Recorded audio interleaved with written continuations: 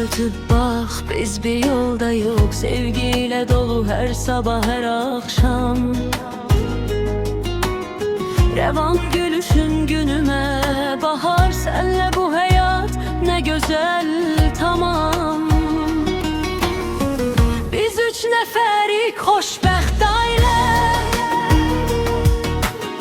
adımız yazılıp bir güzel taliye. Elisa gülür, nur düşür eve ben.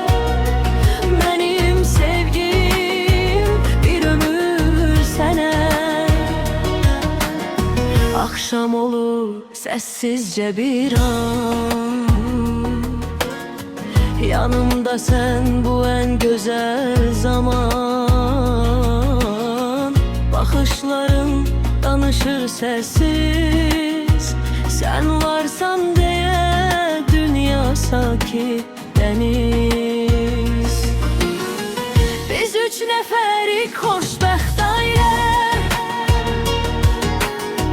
adımız yazılıp bir güzel taliye. Elisa gülür, nur düşür eve ben.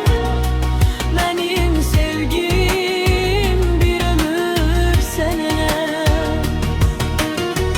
Her gün seninle biraz da büyüyüp, bu sevgi, bu ev, bu ömür revan. Sen benim en güzel payım, Elisa saadetin özü,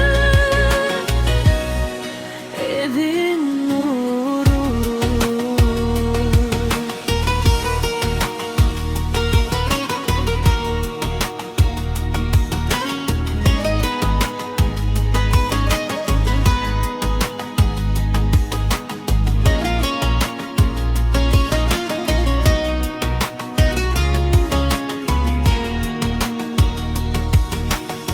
Bir il keçdi sevdam təravətli, kalbimizde sevgi, evde bereket. Revan süsen Elisa, üç can bir yürek. Tanrı'nın behşettiği en güzel dil.